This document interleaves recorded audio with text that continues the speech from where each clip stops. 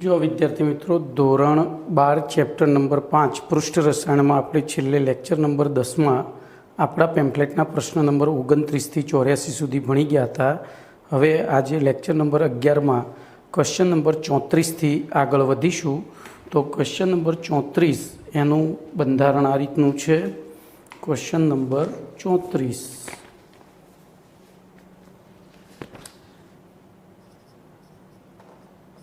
प्रश्न आ रीतनो है कि कलिल द्रावणનું શુદ્ધિકરણ અનિવાર્ય છે। समझाओ कलिलमय द्रावणનું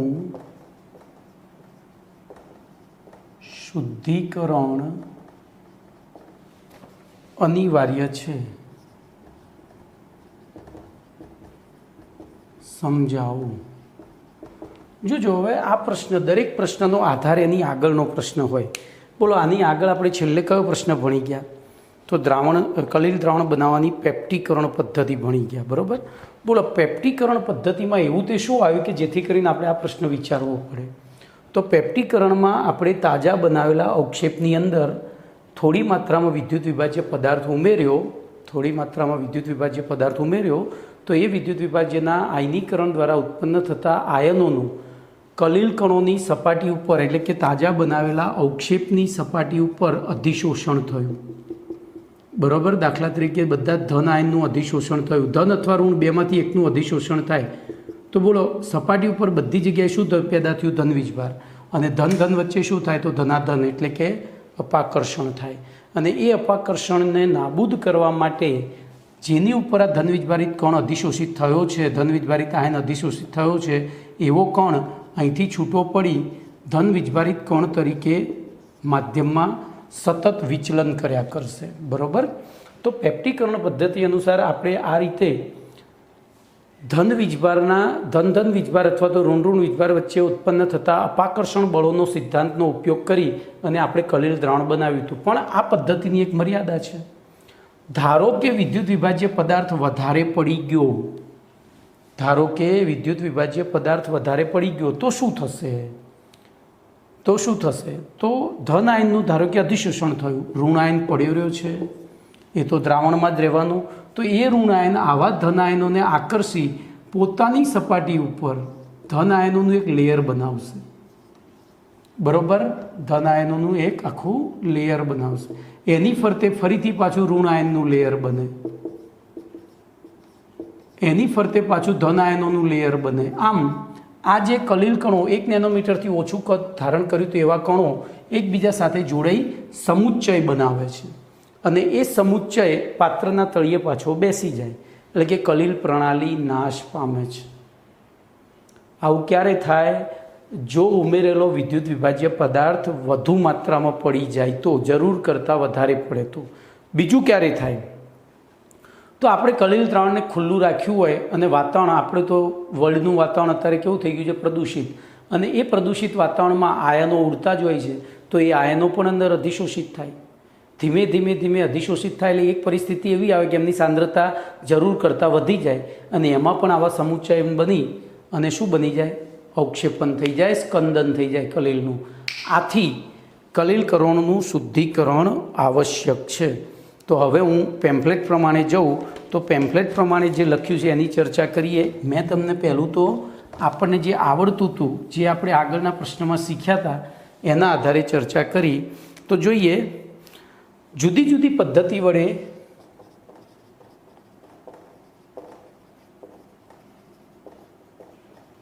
जुदी जुदी पद्धति वडे बनाववामां आवता कलिल द्रावणोमां सामान्य रीते वधु प्रमाण में विद्युत विभाज्य तथा द्राव्य अशुद्धिओ पण होय छे। बनाववामां आवता कलिल द्रावणोमां बोलो शुं होय? तो कलिल द्रावणोमां सामान्य रीते वधु प्रमाण में विद्युत विभाज्य तथा द्राव्य अशुद्धिओ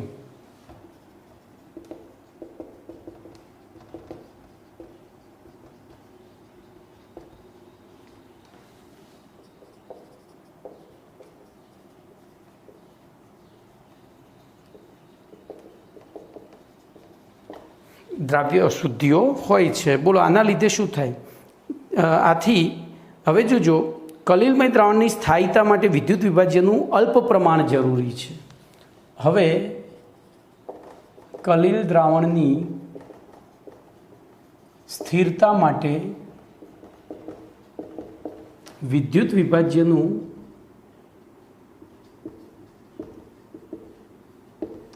અલ્પ પ્રમાણ આવશ્યક છે. પરંતુ જો આ પ્રમાણ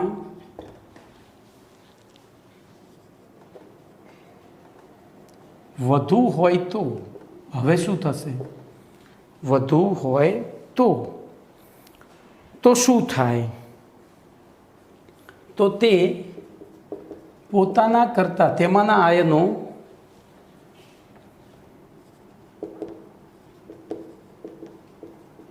પોતાના કરતાં વિરુદ્ધ વીજભારવાળા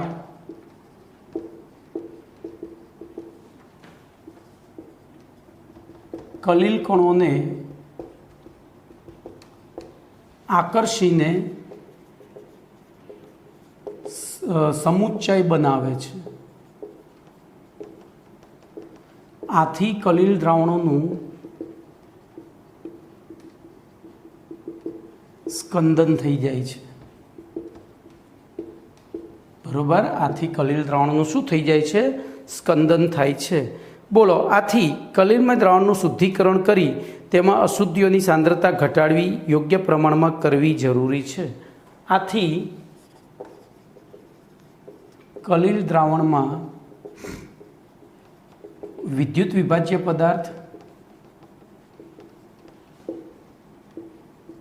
અને અન્ય દ્રાવ્ય અશુદ્ધિઓ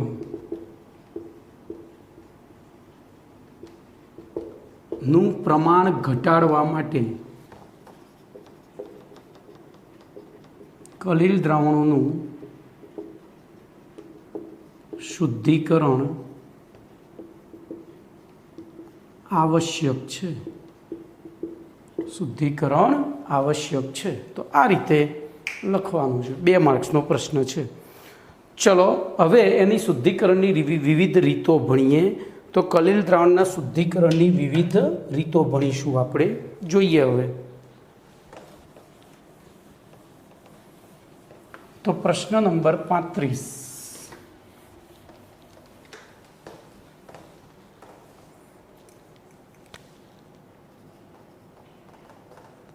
કલિલ દ્રાવણના શુદ્ધિકરણ માટેની પહેલો પ્રશ્ન છે તમારો પારશ્લેષણ અથવા તો ડાયાલિસિસ, જેને ઇંગ્લિશમાં ડાયાલિસિસ કહે છે. શબ્દ સાંભળેલો છે, સમજાવું. જોજો હવે આ થિયરી ચલાવતા પહેલાં હું આપણા શરીરની કિડનીની રચના સમજાવીશ. આપણા શરીરમાં 2 કિડની હોય. બંને કિડની આખા શરીરમાં ભ્રમણ કરીને લોહી છેલ્લે કિડનીમાં આવે. હવે લોહી છે આખા શરીરના જુદા જુદા કોષોમાં ઉત્પન્ન થયેલા બિનજરૂરી પદાર્થોને પોતાની અંદર દ્રાવ્ય કરી અને કિડની સુધી લેતું આવે. હવે કિડનીમાં આવ્યા પછી શું થાય? તો જોજો, હું અહીંયા કિડનીની આકૃતિ નથી દોરતો, હું એનું એક રેખાચિત્ર દોરું છું. તો આપણા શરીરમાં કિડનીની રચના આ રીતની હોય છે.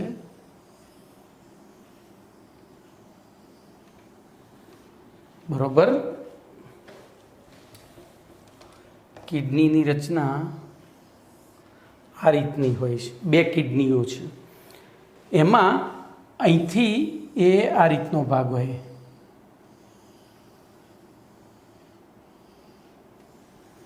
આ 2 કિડની છે. એની આ દિવાલ અર્ધપારગમ્ય પડદાની બનેલી હોય. આપણે ભણી ગયા છીએ બીજા પાઠમાં દ્રાવણોમાં. શેની બનેલી છે? અપાપ, અર્ધપારગમ્ય પડદાની. બોલો, અહીંથી અશુદ્ધ લોહી આવ્યું. હવે અપાપ શું હતું? તો અપાપ એક ટ્રાફિક પોલીસ હતો. ચોક્કસ પ્રકારના અણુઓને ચોક્કસ દિશામાં જ જવા દે. એમાંય મેં તમને શીખવાડ્યું હતું, નાના કણોને જવા દે. તો અહીંયા લોહી એક કલિલ દ્રાવણ છે. કલિલ દ્રાવણમાં પાણી, આ પછી 1 નેનોમીટરથી નાના દ્રાવ્ય કણો અને 1 મીટરથી 1000 નેનોમીટર કદના કલીલ કણો, આ બધું જ હોય છે. એમાં આ દ્રાવ્ય કણો છે ને અશુદ્ધિઓના છે. શેના છે? અશુદ્ધિના.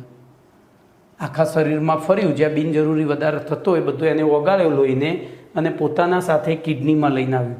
બોલો, અહીંયા આવ્યું અશુદ્ધ લોહી, એટલે શું થશે? આ અપાપ એમાંથી જોજો સૌથી નાના કણોને પસાર થવા દેશે તો અહીંથી બોલો દ્રાવ્ય અશુદ્ધિઓ શું થશે? બહાર નીકળી જશે. ચલો, ત્યાંથી લોહી આગળ ગયું, થોડું ઘણી જે દ્રાવ્ય અશુદ્ધિઓ રહી હશે એ અહીંયા નીકળી જશે અને અહીંથી શુદ્ધ લોહી શરીરમાં ફરીથી પાછું ફરવા માટે તૈયાર થઈ જશે. એટલે આપણા શરીરમાં કુદરતે 2 કિડની મૂકી છે, પણ 1 કિડની પણ કામ કરતી હોય ને તો માણસ જીવી શકે. 2માંથી 1 પણ ના કામ કરતી હોય તો મરી જાય. તો ઘણાને લોકો જોજો કિડની ટ્રાન્સપ્લાન્ટ કરાવે તો 1 કિડની ઉપર આખી જિંદગી કાઢી નાખે છે. તો 2 છે, બંનેનું કાર્ય સરખું છે, એટલે 2ની અવેજીમાં 1 ચાલે. અહીંથી આ કાઢી નાખી હોય તો આ સીધું અહીંયા જોઈન્ટ આપી દે ડૉક્ટરો. તો આ સિદ્ધાંતનો ઉપયોગ કરી આપણે આને ડાયાલિસિસ. હવે જોજો, હવે હું તમને લઈ જાઉં તો આ શુદ્ધિકરણ જે થયું એ કુદરતી શુદ્ધિકરણ છે, બરાબર. પણ અહીંયા કેટલીક વખત કિડની કામ કરતી બંધ થઈ જાય તો પછી કિડનીને અહીંથી બાયપાસ કરી દેવામાં આવે. જોજો, કિડની અહીંથી બાયપાસ થઈ જાય, અહીંથી એક સીધું જ અહીંયા જોડાઈ જાય અને અહીંયા વચ્ચે એક મશીન લગાવેલું હોય. એ મશીન આ કિડની જેવું જ કામ કરે, અંદરથી ક્ષારોને, જેને આપણે ડાયાલિસિસ કહીએ છીએ. તો એ જ સિદ્ધાંતનો ઉપયોગ આપણે અહીંયા કરવાનો છે. તો જોઈએ હવે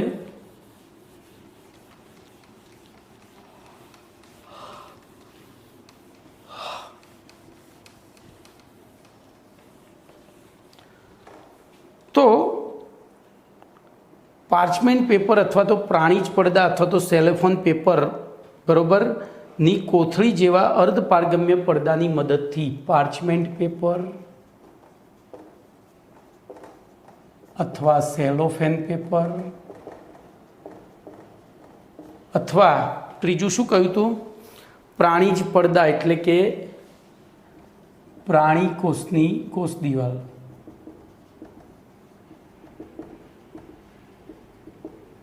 વગેરે જેવા અર્ધપારગમ્ય પડદા. હવે જોજો, અહીંયા બાયોલોજીની દ્રષ્ટિએ વિધાન ખોટું છે, કારણ કે પ્રાણી જ કોષને કોષ દિવાલ હોતી જ નથી. વનસ્પતિ કોષને હોય, પણ કેમેસ્ટ્રી પ્રમાણે આપણે લખવાનું તો ત્યાં આપણે શબ્દ બદલીને લખીશું. પ્રાણી કોષની કોષ દિવાલની જગ્યાએ શું લખીશું? પ્રાણીજ પડદા. પ્રાણીજ પડદા, બરોબર, મદદથી અર્ધપારગમ્ય પડદાની મદદથી કલીલ દ્રાવણોના શુદ્ધિકરણની રીતને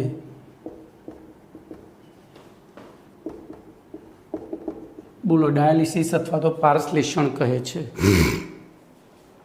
જોજો, હવે એક આકૃતિ દોરી દઈએ. એ આકૃતિ પ્રમાણે વિચારીશું એટલે બધું આવડી જશે. ધ્યાન અહીંયા રાખજો, હું આકૃતિ અહીંયા દોરી કાઢું છું. એક પાત્ર લેવાનું,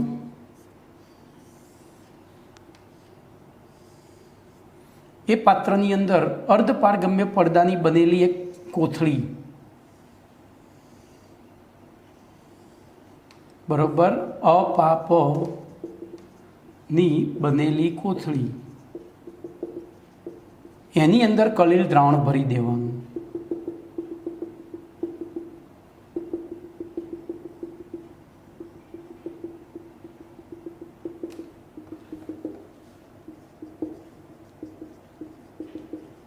અને આજુબાજુ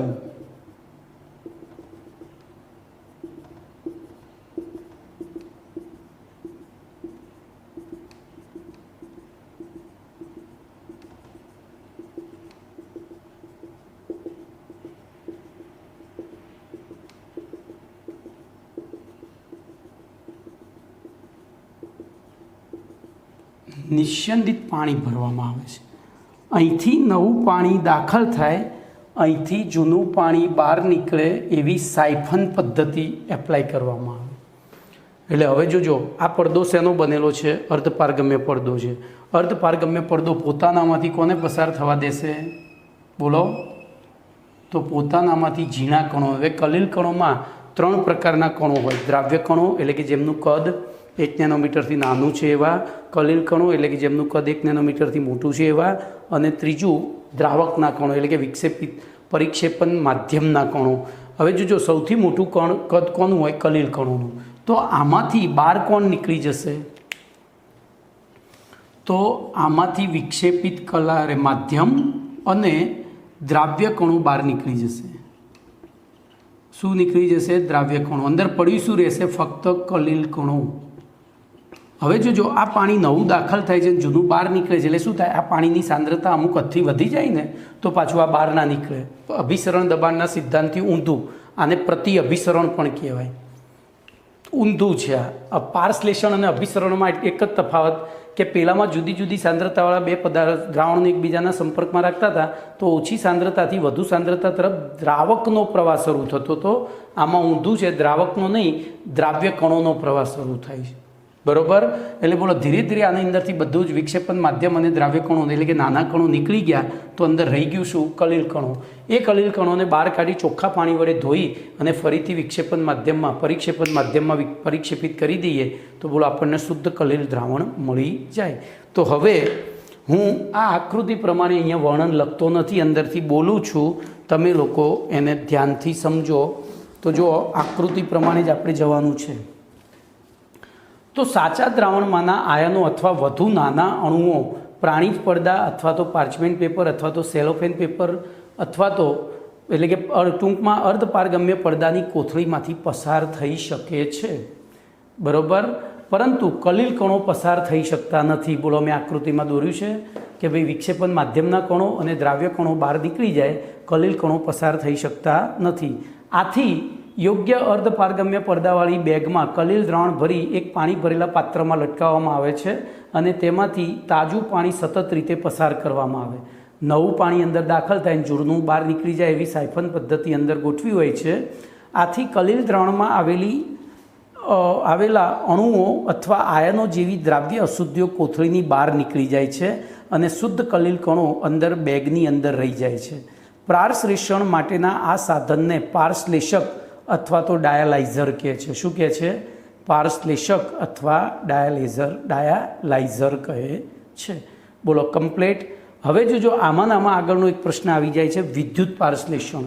બોલો, આપણે આ પારશ્લેષણને ઝડપી બનાવવું હોય તો શું કરવું? તો હું પહેલાં પ્રશ્નનું ટાઇટલ આપીશ, 36મો પ્રશ્ન.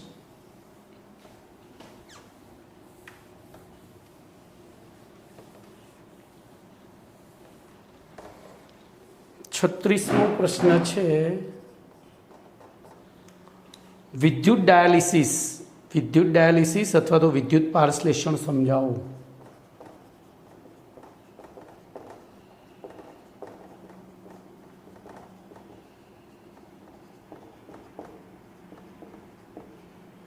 બોલો, હવે આમાં શું કરીશું? તો કશું જ કરવાનું નથી. એના એ જ વસ્તુઓ, ખાલી એ અહીંયા બે ધાતુની પ્લેટો, બે ધાતુના ધ્રુવ ડૂબાડી દેવાના. એક બાજુ ધન વીજભાર આપો, એક બાજુ ઋણ વીજભાર. એટલે આમાં જો વિદ્યુત વિભાજ્ય પદાર્થ હશે તો એના જે આયનો હશે તો પ્લસ અને માઇનસ, તો માઇનસ ધન તરફ આકર્ષાશે, પ્લસ માઇનસ તરફ આકર્ષાઈને ઝડપથી બહાર નીકળી જશે. ઝડપથી બહાર નીકળે એટલે આ ધ્રુવોની હાજરીના કારણે બોલો પારશ્લેષણ પ્રક્રિયાનો વેગ શું થાય? વધે. તો આનું નામ વિદ્યુત ડાયાલિસિસ. તો જોઈએ, હવે હું આકૃતિ ઉપરથી જ તમારે સમજવાનું છે, એટલું યાદ રાખજો, ગોખશો તો નહીં આવડે. તો જોઈએ, ડાયાલિસિસ સામાન્ય રીતે ઘણી ધીમી પ્રક્રિયા છે. ડાયાલિસિસ સામાન્ય રીતે ઘણી ધીમી પ્રક્રિયા છે. જો અશુદ્ધ કલીમલ દ્રાવણમાં માત્ર વિદ્યુત વિભાજ્યની અશુદ્ધિ હોય તો તેને વિદ્યુતીય ક્ષેત્ર લાગુ પાડી ઝડપથી શુદ્ધ કરી શકાય છે. બરાબર? આથી આવી પદ્ધતિને વિદ્યુત પારશ્લેષણ અથવા તો વિદ્યુત ડાયાલિસિસ કહે છે. તો તો આ માટે કલિલમય દ્રાવણને યોગ્ય આકૃતિમાં દર્શાવ્યા પ્રમાણે યોગ્ય અર્ધપારગમ્ય પડદાની બનેલી બેગમાં ભરી શુદ્ધ પાણી ભરેલા પાત્રમાં ડુબાડવામાં આવે છે અને આ પાત્રમાં વિદ્યુત ધ્રુવો ફિટ કરેલા હોય છે. આથી કલિલ દ્રાવણમાં રહેલા વિદ્યુત વિભાજ્યના આયનો પોતાના કરતાં વિરુદ્ધ વીજભારવાળા ધ્રુવો તરફ સ્થળાંતર પામી ઝડપથી કોથળીની બહાર નીકળી જાય છે. તેની તરફ આકર્ષાઈ ઝડપથી બહાર નીકળી જાય છે. આથી દ્રાવણનું કલિલ દ્રાવણનું ઝડપથી શુદ્ધિકરણ થાય છે. હું જે બોલું છું એ તમે આકૃતિમાં જોઈને વિચારતા જશો તો તમને થિયરી એમનેમ યાદ રહી જશે. ફરીથી જોજો. સામાન્ય રીતે વિદ્યુત પારશ્લેષણ અથવા ડાયાલિસિસ એ ખૂબ જ ધીમી પ્રક્રિયા છે અને જો કલિલ દ્રાવણમાં વિદ્યુત વિભાજ્યની અશુદ્ધિ હોય તો તેનું ઝડપથી શુદ્ધિકરણ કરવા માટે વિદ્યુત ડાયાલિસિસ પદ્ધતિ અથવા તો વિદ્યુત પારશ્લેષણ પદ્ધતિનો ઉપયોગ કરવામાં આવે છે. બરાબર. હવે આ પદ્ધતિમાં આકૃતિમાં દર્શાવ્યા પ્રમાણે યોગ્ય અર્ધપારગમ્ય પડદાની બનેલી કોથળીમાં વિદ્યુત વિભાજ્યની અશુદ્ધિયુક્ત કલિલ દ્રાવણ ભરી તેને શુદ્ધ પાણી ભરેલા એક પાત્રમાં ડુબાડવામાં આવે છે અને તે પાત્રમાં 2 ધ્રુવો પણ ડુબાડવામાં આવે છે. આથી કલિલ દ્રાવણમાં રહેલા વિદ્યુત વિભાજ્યના આયનો પોતાના કરતાં વિરુદ્ધ વીજભારવાળા ધ્રુવો તરફ આકર્ષાઈ ઝડપથી અર્ધપારગમ્ય પડદાની કોથળીની બહાર નીકળી જાય છે. એટલે કે કલિલ દ્રાવણનું ઝડપથી શુદ્ધિકરણ થાય છે. કલિલ દ્રાવણના શુદ્ધિકરણની આ રીતને વિદ્યુત ડાયાલિસિસ અથવા તો વિદ્યુત પારશ્લેષણ કહે છે. ચલો એના પછી S85 છે. પારશ્લેષણ એટલે શું? બોલો. S85 પારશ્લેષણ એટલે શું? તો આ જે આખી આકૃતિ દોરી છે એ જ લખી નાખવાનું. તો પાર્ચમેન્ટ પેપર અથવા તો પ્રાણીજ પડદા અથવા તો સેલોફેન કોથળી જેવી અર્ધપારગમ્ય પડદાની મદદથી કલિલમય દ્રાવણોના શુદ્ધિકરણની રીતને અથવા તો શુદ્ધ કરવા માટેની પ્રક્રિયાને પારશ્લેષણ અથવા તો ડાયાલિસિસ કહે છે. પછી પારશ્લેષણ માટે કયા સાધનનો ઉપયોગ કરવામાં આવે છે? તો કયા સાધનનો ઉપયોગ કરવામાં આવે ભાઈ? તો પારશ્લેષણ માટે પારશ્લેષક અથવા તો ડાયાલાઇઝર નામના સાધનનો ઉપયોગ કરવામાં આવે છે. ચલો એના પછી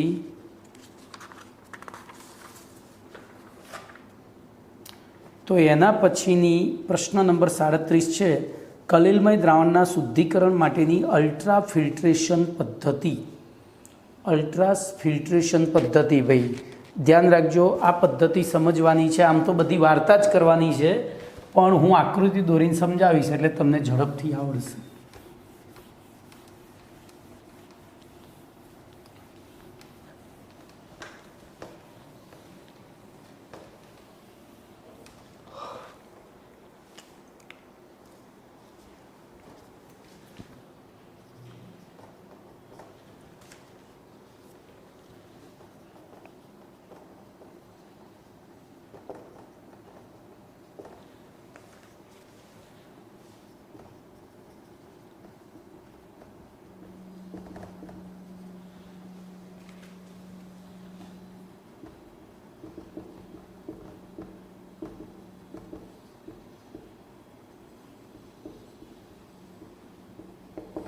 જો ફિલ્ટ્રેશન એટલે ગાળવું, અલ્ટ્રા એટલે ખૂબ જ ચોકસાઈપૂર્વક, અલ્ટ્રા ફાઇન અથવા અલ્ટ્રા મોડર્ન એકદમ અતિશય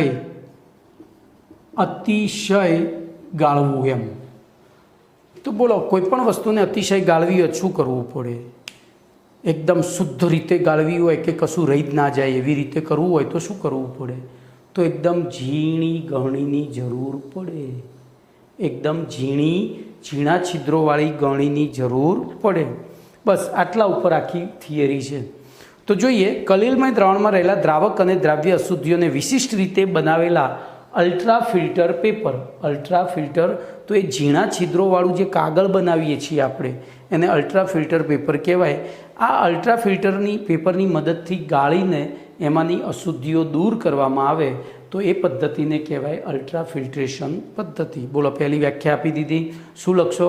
તો કલિલમય દ્રાવણમાં રહેલા દ્રાવક અને દ્રાવ્ય અશુદ્ધિઓને વિશિષ્ટ રીતે બનાવેલા અલ્ટ્રા ફિલ્ટર પેપરની મદદથી ગાળીને કલિલ દ્રાવણનું શુદ્ધિકરણ કરવાની રીતને શું કહે છે? અલ્ટ્રા ફિલ્ટ્રેશન કહેવામાં આવે છે.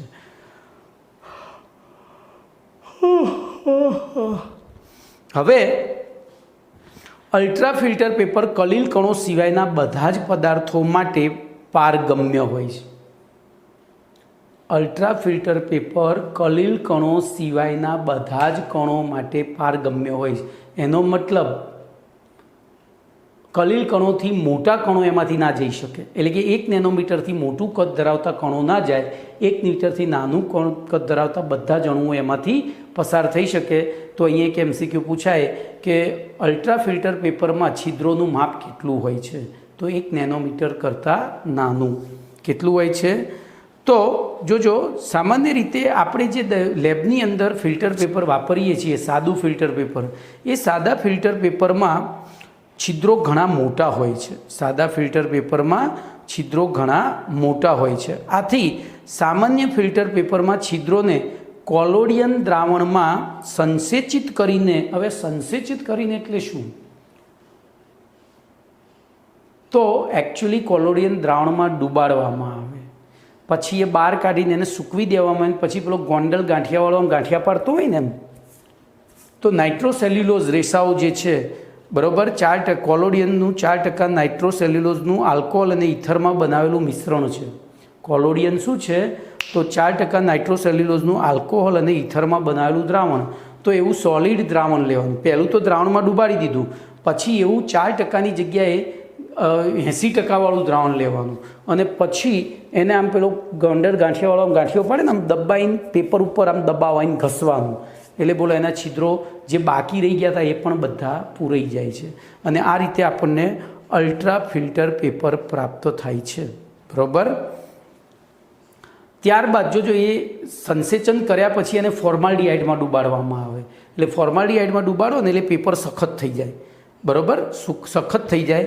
ત્યારબાદ એને સૂકવી દેવામાં આવે એટલે આપણને, તો બોલો અલ્ટ્રા ફિલ્ટર પેપર પ્રાપ્ત કરવાની રીત જણાવો. 2 માર્ક્સમાં પૂછાય. શું લખશો?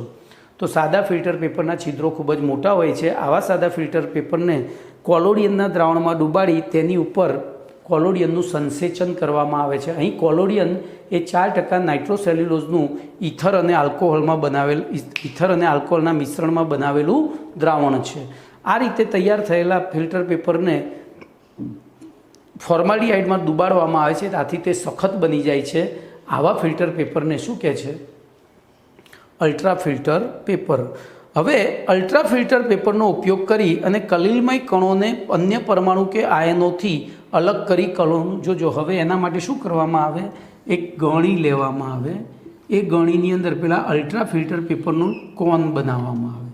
એક કોન મૂકી દઈ, ઉપરથી કલીલ દ્રાવણ વેડવામાં આવે. બોલો શું થશે? અંદરથી કોણ નીકળી જશે? તો 1 નેનોમીટરથી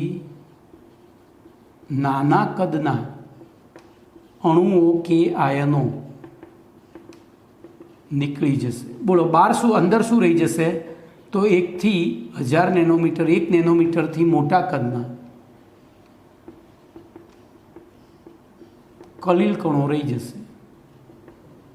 હવે આ રીતે ફિલ્ટર કરી અને બરાબર વોશ કરી દઈએ તો આપણને કલીલ કણો મળી જાય.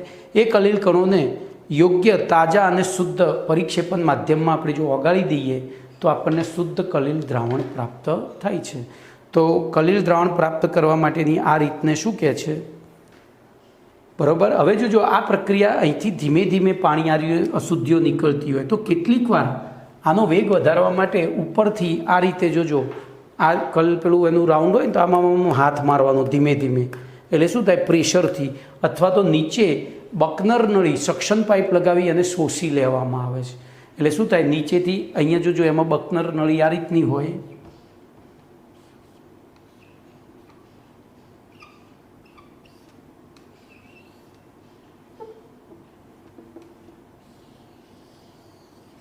અહીંથી એક પાઇપ કાઢેલી હોય.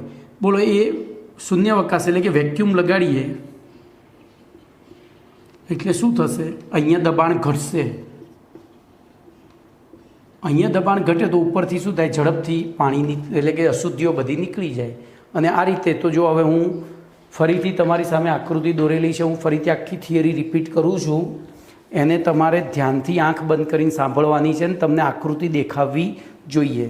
તો જો કલિલમય દ્રાવણમાં રહેલા દ્રાવ્ય અને દ્રાવ્ય અશુદ્ધિઓને વિશિષ્ટ રીતે બનાવેલા અલ્ટ્રા ફિલ્ટર પેપર વડે ગાળીને કલિલ કણોને શુદ્ધ કરવાની પદ્ધતિને અલ્ટ્રા ફિલ્ટ્રેશન કહેવામાં આવે છે. તો પહેલો પરિચય આપી દીધો અથવા વ્યાખ્યા આપી. હવે અલ્ટ્રા ફિલ્ટર પેપર કલિલ કણો સિવાયના બાકીના બધા જ પદાર્થો માટે પારગમ્ય. બધા જ એટલે કયા? તો કલિલ કણોથી નાનું કદ ધરાવતા કલિલ કણો સામાન્ય ફિલ્ટર પેપરમાંથી પસાર થઈ જાય છે કારણ કે તેમના છિદ્રો પ્રમાણમાં મોટા હોય છે.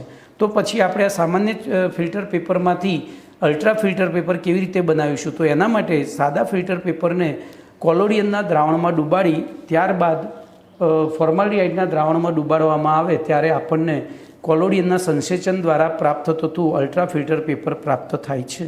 અહીંયા કોલોડિયન એ 4% નાઇટ્રોસેલ્યુલોઝનું આલ્કોહોલ અને ઇથરમાં બનાવેલું દ્રાવણ છે.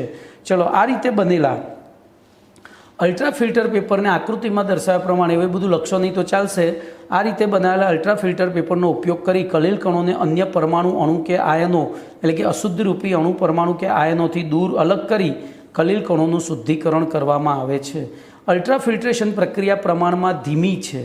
આથી તેને ઝડપી બનાવવા માટે ચૂસણ એટલે કે સક્શન એટલે કે વેક્યુમ, શૂન્યાવકાશ અથવા તો બાહ્ય દબાણ લાગુ પાડીને પ્રક્રિયાનો વેગ વધારવામાં આવે છે.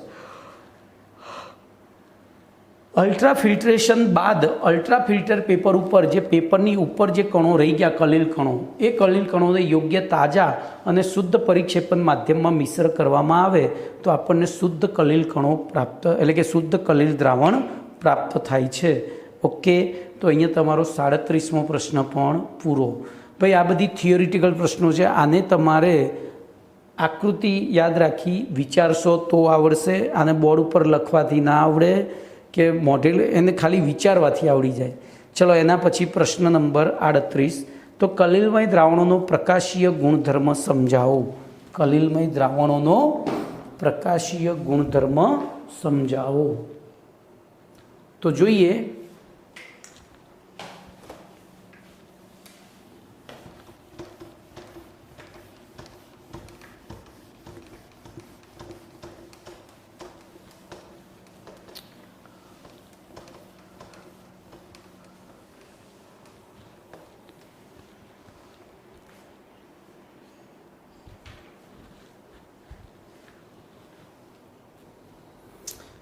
તો પ્રશ્ન નંબર 38.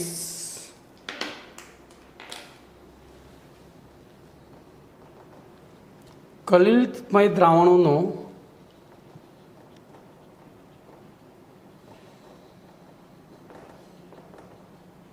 પ્રકાશીય ગુણધર્મ એને ટિન્ડોલ અસર કહે છે. સમજાવો. આવો પ્રશ્ન છે. તો ધ્યાન રાખજો. મેં તમને વારંવાર કહ્યું છે, આપણે ગામડે ગયા હોય, આપણા ગામડાના ઘર ભલે અહીંયા કરોડ રૂપિયાનો બંગલો હોય, 2 કરોડનો બંગલો હોય, પણ ગામડે આપણે એટલો ખર્ચો નથી કરતા. એમાં આપણા પૈતૃક મકાનો જ છે અને એમાં પણ ત્રીજા માળે તો નળિયા કાં તો પતરા જ હોય. અને પતરામાં કાણું હોય ને ઉનાળાના દિવસે બપોરે એમાંથી એક તેજસ્વી લીસોટો નીકળતો હોય, એક પ્રકાશનું પુંજ આવતું હોય. તો એ પુંજ એને જો આપણે કાટખૂણે જોવામાં આવે, માર્ગની લંબ દિશામાં જોતા, એ પ્રકાશનો માર્ગ વાદળી રંગથી પ્રદીપ્ત થયેલો દેખાય છે. આછા વાદળી રંગથી પ્રદીપ્ત થયેલો દેખાય છે. આ ઘટનાને ટિન્ડોલ અસર કહે છે. પતી ગયું. આ એની વ્યાખ્યા આપી. તો શું બોલો, શું લખીશું? અંધારા ઓરડામાં રાખેલા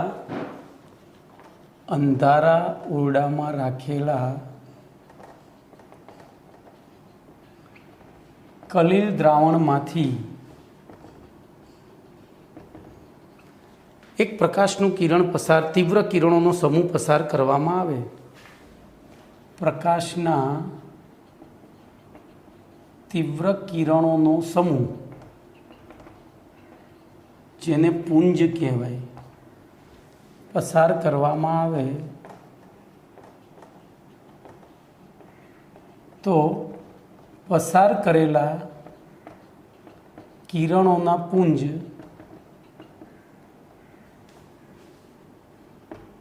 પુંજનો માર્ગ તેજસ્વી બને છે. અને જો તેને તેના પ્રસરણ માર્ગની લંબ દિશામાં અવલોકવામાં આવે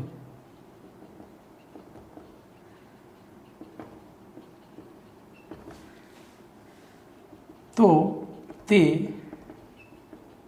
વાદળી રંગનો દેખાય છે. આ ઘટનાને કલિલ દ્રાવણનો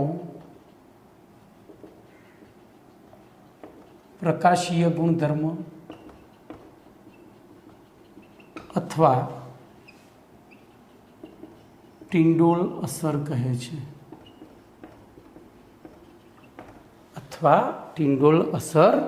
છે.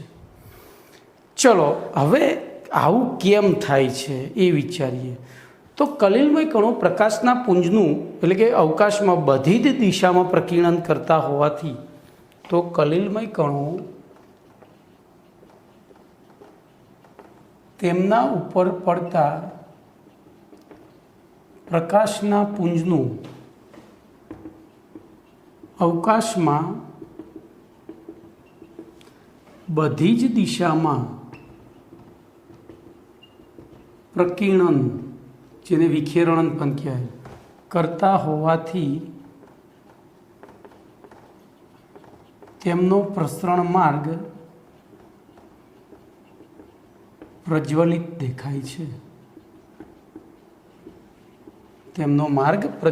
દેખાય છે. આમ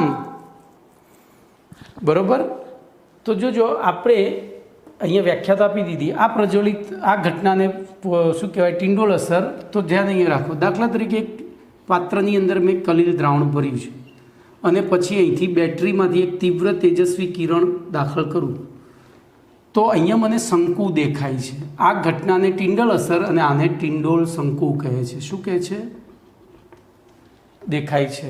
અહીં તો જોજો, હવે અહીં એક મહત્ત્વની વસ્તુ મારે તમને કરવાની છે કે અહીં દેખાતો રંગ, જો એ નથી લખેલું, અહીં દેખાતો રંગ જોનાર વ્યક્તિના સ્થાન અહીં પ્રજ્વલિત દેખાય છે, જેમાં આપણને શંકુ આકારનું પ્રજ્વલન દેખાય છે, જેને ટિંડોલ શંકુ કહે છે. હવે જો અહીંયા મુખ્ય મુદ્દો, ટિંડોલ શંકુનો રંગ બોલો શેની ઉપર આધાર રાખતો હશે? તો જોનાર વ્યક્તિના સ્થાન અને કલિલ દ્રાવણમાં કલિલ કણોના કદ ઉપર આધાર રાખે છે. કલિલ કણોના કદ ઉપર આધાર રાખે છે. જોજો હવે આપણા દૈનિક જીવનમાં આ ટિંડોલ શંકુ ક્યાં જોવા મળે છે? તો દૈનિક જીવનના ઉદાહરણ.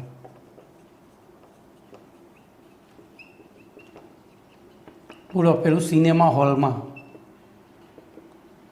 તમે મૂવી જોવા જાઓ તો મૂવીમાં પાછળથી પ્રોજેક્ટરમાંથી એક તેજસ્વી લીસોટો આવતો હોય છે, એ આપણને દેખાય અને એ વચ્ચે પેલું મૂકી દીધું હોય, ફિલ્મ મૂકી હોય એટલે સામે પડદા ઉપર ચિત્ર રચાતું હોય છે. બરાબર. તો સિનેમા હોલની હવામાં સૂક્ષ્મ ધૂળ તથા રજકણોની હાજરીના કારણે પ્રકાશનો પુંજ પ્રકીર્ણન પામે છે. આથી સિનેમા હોલમાં ચલચિત્રના પ્રક્ષેપણ દરમિયાન પણ ટિંડોલ અસર જોવા મળે છે. તે જ પ્રમાણે આપણે રાત્રે હાઈવે ઉપર ઊભા હોય, દૂર હાઈવેથી દૂર થોડા ખેતરમાં ઊભા હોય ને હાઈવે ઉપર ટ્રક જતી હોય અથવા તો ટ્રેન જતી હોય તો ટ્રેન અથવા તો ટ્રકની હેડલાઇટનો શંકુ પણ દેખાય છે આપણને. બરાબર. એવી રીતે અમદાવાદ જેવા પોલ્યુટેડ શહેરમાં તમારી સ્ટ્રીટ લાઇટોમાંથી નીકળતું આમ જોજો, રાત્રે ચાલવા જાઓ તો સ્ટ્રીટ લાઇટમાંથી આવું શંકુ, આમ ધૂળ બધી દેખાતી હોય છે. બરાબર. હવે આ ટિંડોલ અસર ક્યારે જોવા મળે? તો એક આ વસ્તુ યાદ રાખજો, પેમ્ફલેટમાં નથી, ચોપડીમાં નથી, એનું પછી હું ઉદાહરણ આપું છું. બરાબર, ચોપડીમાં કે પેમ્ફલેટમાં એ વસ્તુ નથી, પણ જી નીટમાં પૂછાય છે. દૈનિક જીવનમાં સિનેમા હોલમાં, પછી વ્હીકલની હેડલાઇટ, બરાબર. હવે મેં શોર્ટમાં લખ્યું છે રાત્રે, હો, દિવસે નહીં, દિવસે ના દેખાય આ બધું. હવે ધ્યાન રાખજો, ટિન્ડલ અસર ત્યારે જ જોવા મળે જ્યારે બે શરતો સંતોષાતી હોય. કઈ બે શરતો? તો પહેલી શરત,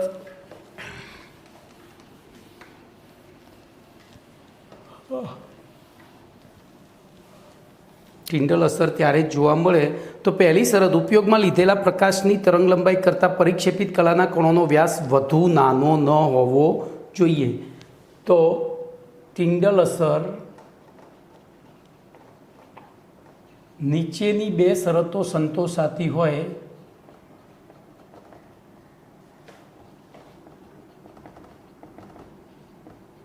તો જ જોવા મળે છે. એક, ઉપયોગમાં લીધેલા પ્રકાશની તરંગલંબાઈ કલીલ દ્રાવણમાં રહેલા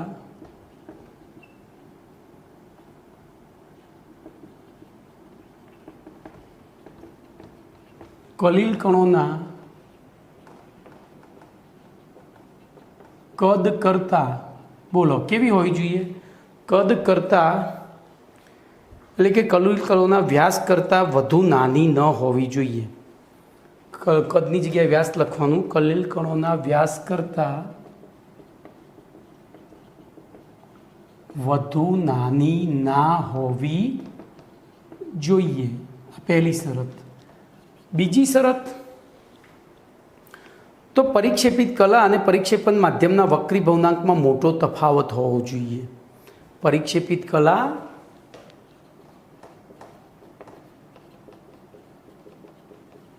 અને પરિક્ષેપણ માધ્યમના વક્રીભવનાંકમાં મોટો તફાવત હોવો જોઈએ. મોટો તફાવત હોવો જોઈએ તો જોવા મળે. ચલો, એના પછી આના ઉપયોગો શું છે? બોલો, ટિન્ડલ અસર આપણે ક્યાં ઉપયોગમાં લઈ શકીએ? તો સાચા દ્રાવણ અને કલીલ દ્રાવણ, તમે લેબમાં જાઓ છો, તમને તમારી પરીક્ષામાં પૂછે કે ભાઈ આ સાચું દ્રાવણ છે કે કલીલ દ્રાવણ, તો તમારે કશું કરવાની, ડાર્ક રૂમમાં જઈને એમાં ટોર્ચ મારવાની, લેબ દ્રાવણને બીકરમાં લઈ જઈને, જો અંદર એનો માર્ગ પ્રજ્વલિત થાય તો કલીલ દ્રાવણ, ના થાય તો સાચું દ્રાવણ. તો પ્રયોગશાળામાં, બરાબર, ટિન્ડલ અસરની મદદથી આપણે સાચું દ્રાવણ અને કલીલ દ્રાવણનો તફાવત જાણી શકીએ છીએ. બીજું, ઝિગમોન્ટી નામના વૈજ્ઞાનિકે અલ્ટ્રા માઇક્રોસ્કોપની રચના માટે આ ટિન્ડલ અસરનો ઉપયોગ કર્યો હતો. હવે અલ્ટ્રા માઇક્રોસ્કોપની રચના માટેનો ઉપયોગ કર્યો તેની કાર્યપદ્ધતિ શું હશે? તો પ્રકાશના તીવ્ર પુંજને કાચના પાત્રમાં લીધેલા કલીલમય દ્રાવણ ઉપર કેન્દ્રિત કરી, ત્યારબાદ કેન્દ્રિત પ્રકાશ જે છે એના પુંજના માર્ગથી કાટખૂણે અલ્ટ્રા માઇક્રોસ્કોપ વડે અવલોકન કરવામાં આવે તો વ્યક્તિગત કલીલ કણ કાળી ભૂમિ પર તેજસ્વી તારા જેવા દેખાય છે. અલ્ટ્રા માઇક્રોસ્કોપની મદદથી આપણે કલીલ કણોને અવલોકવા હોય ને તો અહીંયા એની ટિન્ડલ અસરનો ઉપયોગ થાય છે. એના માટે શું કરવાનું? કાચમાં લીધેલા કલીલમય દ્રાવણ ઉપર એને કેન્દ્રિત કરી પુંજના માર્ગ, તો ધ્યાન અહીંયા રાખજો, અહીંયા આપણે દાખલા તરીકે એક કલીલ દ્રાવણ લીધું છે, અહીંથી આપણે શું કર્યું? એક પ્રકાશપુંજ પસાર કર્યો અને એમાં 90 અંશના ખૂણે અહીંયા શું રાખ્યો? તો માઇક્રોસ્કોપ. શું રાખ્યો? તો માઇક્રોસ્કોપ. તો એની અંદર આપણને કાળી ભૂમિ ઉપર, જેમ આકાશમાં તારા ચમકતા હોય એમ કલીલ દ્રાવણના કલીલ કણો કાળી ભૂમિ પર તેજસ્વી તારા જેવા દેખાય છે. હવે અલ્ટ્રા માઇક્રોસ્કોપની મર્યાદા શું છે? તો અલ્ટ્રા માઇક્રોસ્કોપ વાસ્તવમાં કલીલમય કણોને દૃશ્યમાન બનાવતો નથી. એ કલીલમય કણોને દેખાડતો નથી, પરંતુ કલીલમય કણો વડે પ્રકીર્ણન પામતા પ્રકાશને દૃશ્યમાન બનાવે છે. બરાબર. આથી અલ્ટ્રા માઇક્રોસ્કોપ કલીલમય કણોના કદ અને આકાર વિશે કોઈ જ માહિતી પૂરી પાડતો નથી. અલ્ટ્રા માઇક્રોસ્કોપ કલીલ કણોના કદ અને બરોબર, માપ વિશે, આકાર વિશે કોઈ જ માહિતી પૂરી પાડતો નથી. તો આ થઈ તમારી ટિન્ડલ અસર. ટિન્ડલ અસર 3 માર્ક્સનો પ્રશ્ન છે. એમાં હવે મેં વચ્ચે પેલી 2 શરતો લખી હતી વધારાની, એની ચર્ચા કરું તો ધ્યાન રાખજો. એક અંધારામાં સલ્ફરનું કલીલ દ્રાવણ ભરેલું એક પાત્ર રાખવામાં આવે, સલ્ફરનું કલીલ દ્રાવણ, ભાઈ આ ડ નહીં હો, એસ છે. એમાં 3 અલગ બેટરી, અલગ અલગ બેટરીથી 3 એક જ દ્રાવણમાં 3 ટિન્ડલ શંકુ રચવામાં આવે તો સૌથી પહેલું નારંગી રંગનું દેખાય છે, પછી આ ગુલાબી રંગનું દેખાય છે અને આ વાદળી રંગનું દેખાય છે. વાદળીમય લીલા રંગનું કયું? તો નાગવાલી. આ યાદ રાખવાનું છે. એટલે મેં ત્યાં લખ્યું હતું કલીલ કણોમાં ટિન્ડલ શંકુનો રંગ, જે પ્રજ્વલિત માર્ગ છે એનો રંગ જોનાર વ્યક્તિના સ્થાન અને કલીલ કણોના કદ ઉપર. હવે ધ્યાન રાખજો, અહીંયા કલીલ કણોનું કદ આપણે જનરલી એવું વિચારતા હોઈએ છીએ કે જેમ કદ મોટું એમ નીચે હોય અને નાનું એમ ઉપર હોય, પણ આ વસ્તુ પુરવાર કરે છે કે કલીલ કણો, કલીલ દ્રાવણમાં નાના કદના કણો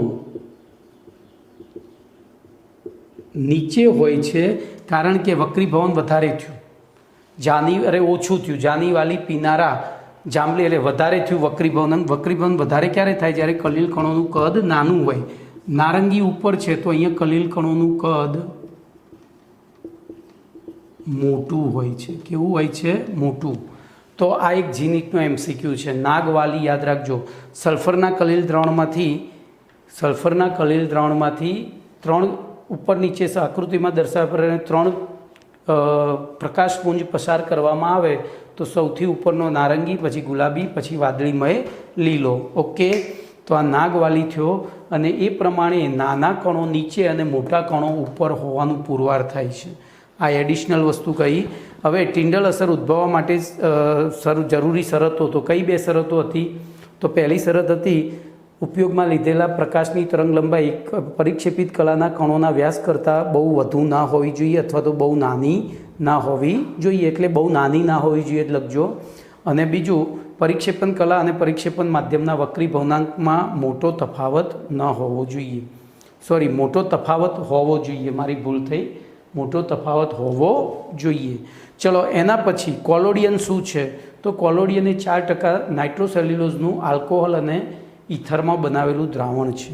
એના પછી ટિન્ડલ અસર એટલે શું? તો કલીલમય દ્રાવણમાં રહેલા કલીલ કણો વડે પ્રકાશના પ્રકીર્ણનની ઘટનાને, પ્રકીર્ણન થવાથી પ્રકાશના પુંજનો માર્ગ પ્રજ્વલિત થવાની ઘટનાને ટિન્ડલ અસર કહે છે. બોલો, ટિન્ડલ શંકુ એટલે શું?